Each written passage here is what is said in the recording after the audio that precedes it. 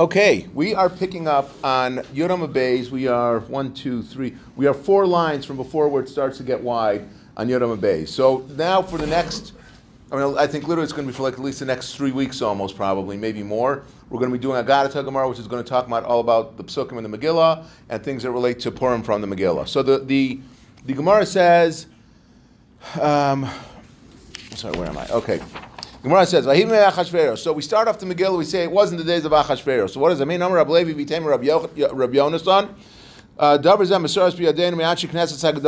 what? That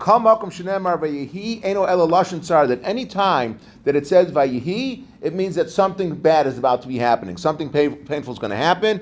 And now the Gemara is going to show a whole bunch of examples that show where we see that bad things were happening when it says the word Vayihi. So the Gemara says, it was when Achashverosh came into power. So what did it say right after that? Hava Haman. We had the story of Haman that happened. It was in the days of the judges, which is the start of Rus. Right afterward, what happened? Hava Rav. There was a hunger that came to the land. It's when people started becoming, that mammoth started becoming very, there were a lot of people that were coming into the world. What happened right after that? Hashem saw that people were bad, that they weren't behaving right in the right way, and Hashem wanted to bring the Mabul. It says that they started traveling. What happened next? Then they wanted to do the Dor HaFlaga. They wanted to build a tower that was going up to the sky to challenge Hashem. It wasn't days of Amrafo. It says right afterwards that they made war, which was the first time that there was war that took place in the world, the war of the 4 kings and the 5 kings with Avram Avinu. So this happened right after Vayihi. The next example, Vayihi be Yehoshua b'Yericho. It was when Yeshua was in Yericho. So, and again over here we have this, and we had this a few weeks ago. That the Malach came to Yoshua. He was upset that they hadn't brought the carbon tamid, and Yoshua said, "Are you coming because we didn't bring the carbon tamid, or are you coming because we weren't learning Torah?" And he says, "I'm coming because you didn't learn Torah." But again, you see that Vayihi is where they didn't do the right. Is where it's signifying that something bad was going to happen. The next example, Vayihi Yoshua b'Yericho, when Yeshua was in. I'm sorry, we did that. Vayihi Hashem as Yoshua was the next one. Vayimalu b'nei Yisrael, that when they conquered Yericho, so Yoshua said, "Don't take from any of the spoils of Yericho." One person did, and the next time they went out to battle, they got decimated. The next example, Vayihi ish echa min haramasayim. What says after that? Ki eschana heiv Hashem sagar rachma. That Chana was unable to have children. Again, which was followed by Vayihi. The next one, Vayihi kasher zaken Shmuel, was when Shmuel got old. What happens? Lo hachavana b'drachav, that his children did not follow in his ways. Vayihi David l'chol drachav maskil of Hashem imo. And then David was very successful. And Hashem was with him. So what does it say? Vayihi shal oyin es David. Raka to lo sibna. I'm sorry. That Shaul got very upset with David Amelech. He got very jealous of him, and that's the start of the fight between David Amelech and Shaul. The next one, Vayihi ki yashav Amelech b'beis, was when David was sitting in his house. What happens? Raka to lo sibna abayis. So what happened there is that Hashem told David Amelech, "You're not going to be able to build the Beis Hamikdash." So you see that every time it says Vayihi, it's a lashon of trouble. So Gemara asks on this concept that every time it says Vayihi, that it means that something bad's going to happen. The Gemara says what it says in the pasuk Vayihi b'yom hashmini was in the 8th day when it's talking about the dedication of the Mishkan. And what happened? B'Tanya, Osa Yom Ha'isa Simcha L'fnei HaKadosh Baruch Hu Ki Yom Shenivru Bo Shemayim V'Aretz. That the day that they dedicated the Mishkan was like the greatest day for Hashem, like the day that He created the Shemayim V'Aretz. So you see that it was a joyous time that happened. So you see that it's not always bad. Gemara says, I'm saying, how do we know that? Because it says, Ksiv Hacha Vayihi B'Yom Hashmini, Uksiv Hasam Vayihi Boker Yom Echad. So we make the hackish between the two to show that the two are similar. So you see that that was a joyous occasion.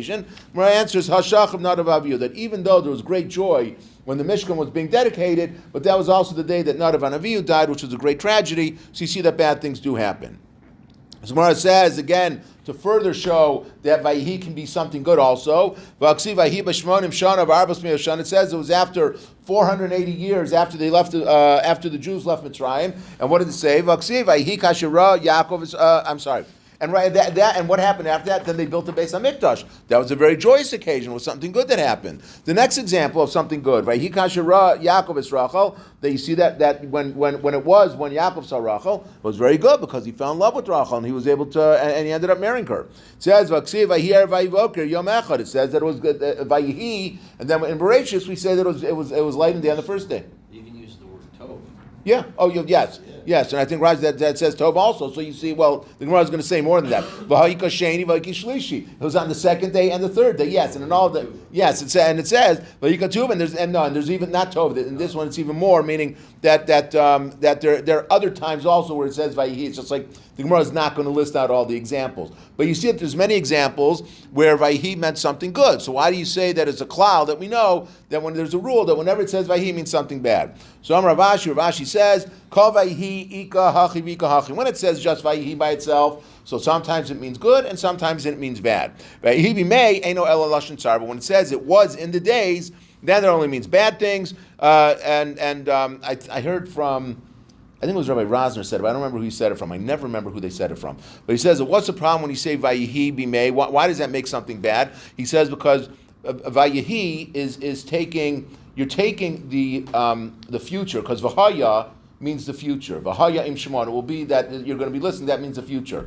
Vayihi means that Vayihi Bimei means that you're living in the past. So if you're always going to let the future potential be ruined by the past things that have happened to you, then that's a bad thing. That's tsar. So that's when it says Vayihi Bimei, that's because you're taking any potential future of being good, you're ruining it by living in the past. So that's where it says Vayihi Bimei. So Gemara says Chamisha Vayihi Bimei Hava. There were 5 times that it said Vayihi Bimei, and all of them were bad. And Vayihi Bimei Achashverosh, Vayihi Bimei Shvot HaShoftim, which was by Rosh, Vayihi Bimei Amraphel, which was by Amraphel, which we said led to the war that took place between the 4 and 5 kings. Vayihi Bimei Achaz, and in the days of Achaz, Vayihi Bimei Yoyakim. All those represent 5 bad things that happened. So again, Vayihi is sometimes good. This week's parsha, Vayihi B'Shalach Paro, my bar mitzvah parsha. We start out with Vayihi B'Mei B'Shalach Paro, which was a good thing. It wasn't the Bnei Yisrael were leaving Mitzrayim. That was a great thing. So sometimes it's good. Vayihi can sometimes be good, sometimes be bad. Vayihi B'Mei is always representative of something bad happening. Gemara says, Amar Rab Levi, Davar Zeh Maseres B'Yadeinu Me'Avosenu, Amatz V'Amatzia Achim Havu. That Amatz and Amatzia were brothers. So who cares? Like what the Gemara says, like that Amatz and Amatzia were brothers. Who cares what that means? My Kamashmal. What's the Gemara trying? What are we trying to teach you by saying that Amatz and Amatzia were brothers? So the Gemara says, Ki had the Amar of Shmuel Bar Nachmani, Amar Rab Yonasan, Kalash Yitznu Beveis Chamiha, Zoch of Yotzim Menu Kamalachim Nevim. That any daughter-in-law who's a tznuah, who's very who dresses modestly and acts modestly in her father-in-law's house, then she's going to have the schos of having kings and prophets that are going to come out from here. Where do we see that? Minalan mitamar d'chsiv vayera Yehuda vayachshavel azona, that Yehuda saw her that Yehuda saw her and he thought that she was a prostitute because she covered her face. So this is talking about when Yehuda went down after the story that happened with Mechiras Yosef. So then it says that he ended up seeing his daughter-in-law and he ended not knowing who she was. He ended up having relations with her, and that's where the whole Malchus Beis Abba came from. So the Gemara said, "Mishum dechetzes paneh ve'achshavel azona." Just because she covered her face, so Yehuda thought that she was a prostitute. The Gemara says, "Ella mishum dechetzes paneh beveis chamiha v'lo havi yadala zach seviyatz menu malachim neviyim." That because she was modest in her father-in-law's house, so Yehuda didn't even know what she looked like. So she was so modest that when he came across her by the crossroads, he didn't know that was his daughter-in-law. So because she was modest, that's why she merited to have kings and Nevi'im come out from her. We know that she had kings come from her from David, and Nevi'im, Dam Rab Levi, Masaras B'Yadeinu Me'Avosenu, Amitz V'Amatzia Achim Havu. This is what we were saying, that Amitz and Amitz and Amatzia were brothers. Uksiv Chazon Yishayahu ben Amitz, that Amitz was Yishayahu's father. Yishayahu was a Navi. So you see that because she was very modest when she was in front of her father-in-law, she was merited to have kings and prophets come out from her. The next Gemara, these blot are very, very long, so we just kind of keep moving. It's another tradition we have, that Makom Aron Eino Min Mida, that the place of the Aron HaKodesh did not have, even though it had a physical measurement, but it did not have a physical measurement. It did not actually take up any space. How do we know that? Tani nami hachi Aaron shas Moshe yesh etlo eser amos l'chol ruach. That the Aron that Moshe built had 10 amos on each side before the Kodesh HaKadoshim. Uksiv lifnei hadvir esrim amachorin. It says that in front of it was 20 amos long. Now, Uksiv knafa kruva echad eser amos knafa kruva echad eser amos. That each one of the wings of the kruvim that were inside were each 10 amos long. So 10 plus 10 equals 20. So if that's the case, so if each one's 20, we're saying the whole space is 20. Yeah, so how do we know that? So where was the Aron? Ella, Aron Gufei Heicha Habakai. So where was the Aron physically? Where was it? So our answer is Elalah Shmamina B'nei Hayom. That the Aron itself stood through a miracle. That there was, even though when you do the measurements, it seems like there's no place for it, but it was showing you that there was a miracle that took place, that it was there anyway. And this Rabbi Silber said that, I think it was Rabbi Silber, that what does it mean that the Aron was not min amida? It means that there's three types of crowns that we have: the crown of Malchus, we have the crown of Kahuna, and we have the crown of Torah. So the crown of Malchus is not anybody can be the king; it has to be someone that came from David HaMelech. The crown of Kahuna, not anyone can be a Kohen. You have to be born a Kohen, and it goes on from generation to generation. But he says the Aron, which represented Torah, ain't no min amida, that there's no measurement for it. Anyone can come from any background, and any person is able to excel in Torah. They just have to be able to put the effort into it, and that's like it's available for everybody. Next Gemara says, Rabbi Yonasan Pasak Le Pischa. So the next few lines of Gemara is going to say how many of the Tanaim and Amoraim, before they would start learning something about Megillah Esther, they would bring down psukim and show how the psukim in Tanakh connected to Megillah Esther. And the Mefarshim say the reason why is because, if you remember, we learned a few blot ago, that there was a discussion whether or not Megillah Esther belonged in Ksuvim or not.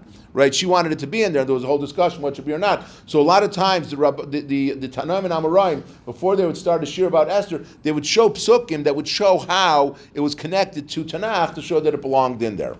So Rabbi Yonasan Pasach Le Pitzcha Lahai Proshas Mihacha. Rabbi Yonasan, before he would start giving a shir, he would say the following pasuk and make the connection. It says, "V'kapti aleihem v'yichrasi levavel shem u'sha'ar v'nin v'nechet ne'um Hashem." That I'm going to rise up against Bavel, and I'm basically going to wipe them out. So how do you see that? What does shame mean? Zaksav, that refers to the writings of Bavel, that was going to be wiped out. Sha'ar, what does that mean? Zalashon, that's referring to the language of Bavel, that was going to be wiped out. Nin, what does that refer to? Zamalchus, that's referring to the kingdom of Bavel, that was going to be destroyed. V'nechad zu Vashti, and that's referring to Vashti, that she was going to be wiped out. So again, he makes a connection to Vashti, again, from a pasuk that shows that they belong in Tanakh. The next, Shmuel bar Nachmani, pasuk le Pitzcha lahai Parshas Mihacha, he would start out with a different pasuk before he would start doing his shiurim. It says, Tachas hanatzutz yala barosh, v'tachas hasirpad yala hadas. What does that mean?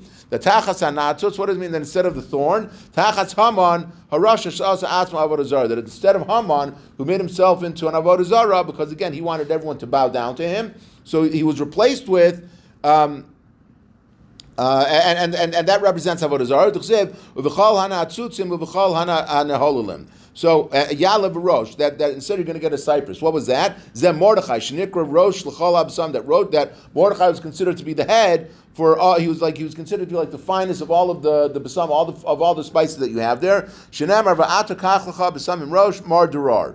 V'targamin mari dachi, which says it's referring to the finest spice, the finest spice that there is, and that's how Mordechai is referred to in the Megillah. Next, Tachas Asirpad, what does that mean to? Tachas Vashti Harsha Bas Benosh Nebuchadnezzar Rasha. It's referring to that instead of this, Asirpad is like a weed of some sort. So instead of this weed Vashti, who was the granddaughter of Nebuchadnezzar, who destroyed the Beis HaMikdash, Asara for Fidas Beis Hashem, that he destroyed the house of Hashem, Rifidaso Zahav, that the resting place was gold because there was a lining of gold that was inside by the Beis HaMikdash. Yala Hadas, instead you're going to get this Hadas that's going to rise up, this beautiful plant. Zu Estra Tzadekes, Shenikros Hadas, which was called Hadasa. Shenem Ravihi Omen Es Hadas. It says in the Megillah that he brought up. It was talking about Mordechai that he brought up Hadassah, referred to Esther as Hadassah. Next, it says V'hayil Hashem l'shem. Zu mikra Megillah, that it's referring to, it's going to give Hashem a name, that's referring to Hashem that they read the Megillah. La'os olam lo yikares, that it will be a sign. Eli mei Purim, that it's talking about the days of Purim, which we learned also a few weeks ago, that Purim is always going to be around, it's never going to be abolished. The next, Rabbi Yeshua ben Levi, pasuk lapiskel lahai parshas mihacha, he learned a different pasuk. It says, "V'haya kasher sas Hashem aleichem lehetiv eschem kein yasis lahar eschem," that when Hashem is happy over you, then he's also going to rejoice for harm. So what is that talking about? So mi chari hakadosh baruch hu ben bapalas and shal Rishaim, is Hashem really happy when you have that Rishaim are going to be by the downfall of Rishaim? V'aksiv, it says in the pasuk, "B'tzeis lifnei hachalot v'omrim hodu Hashem ki le'olam chazu." It says that before they go before the army and they give thanks to Hashem that His chesed lives forever. Now, what does it not say? Again, normally when we say hodu Hashem ki tov, we say hodu Hashem ki tov ki le'olam chazu. And in the pasuk here it says hodu Hashem ki le'olam chazu. It doesn't say ki tov. So, Rabbi Yochanan, mipnei malo nemar ki tov. Why didn't it say ki tov dazu in this when we're giving the shvach, giving the praise? Because Hashem does not like when the downfall of the wicked. So how could you say that Hashem? The pasuk says that Hashem's rejoicing over you to do good, and He's also going to rejoice in the harm. And another proof that Hashem is not happy when something bad happens to Rishaim. It says again in this week's parsha, it says that the two did not come close to each other. It's referring to the Bnei Yisrael and the Mitzrayim, that when the Mitzrayim were chasing after the Bnei Yisrael and they were about to go into the Yam Suf, it says that the two parties, they didn't come close to each other. But Rabbi Yochanan translates it a different way. He says So Bikshu Malach Shira, that the Malachim wanted to sing Shira when they saw that the Mitzrayim were drowning in the Yam Suf. So what happened? So Amar HaKadosh Baruch Hu, Hashem said to them, my creations are drowning in the water right now, and you want to say Shira? So because he translates Lo Karav Zeh El Zeh Kol Halayla is referring to the Malachim, that they did not come close to each other to sing Shira. But what do you see from here? You see that Hashem is not happy about the downfall of Rishaim. So our answer is Amar Rabbi Lazar, who said he is not happy, but he does allow for others to be happy about the downfall of the wicked. The Avadekanami, because it says the Kain Yasis Vlo Ksiv Yasos. It says in the pasuk that he will make happy, and it doesn't say that he was happy. So you see that he's okay with other. In other words, meaning he was okay with the when Haman had his decree with the people that lived in Shushan being happy about the downfall of the Bnei Yisrael, but Hashem Himself was not going to be happy about that. Let's just do one more. Reb Abba Bar Kahana pasuk lapischa lahai parshas mihacha. He had a different pasuk. It says la'adam shetov l'fanav nasan chachma v'das v'simcha. That to man he gave him chachma, he gave him das, and he gave him simcha. Zeh Mordechai Tzaddik. That's referring to Mordechai. Lachot nasan inyan lasof lichnos. And to the person who was a sinner, he gave he wanted them to gather the people. Zeh Haman. That was Haman who wanted to gather the people together, and he wanted to go and wipe out the Jews. Lasei satov l'fnei Elokim. What is that referring to? Zeh Mordechai ve'Esther. That d'chsiv atas Mordechai al Beis Haman, that in the end she passed it on to please Hashem. That in the end, the Esther gave the house of Haman to Mordechai, and he was able to rule over it. Okay, we will stop here, and we will pick up with many more of these on Monday night.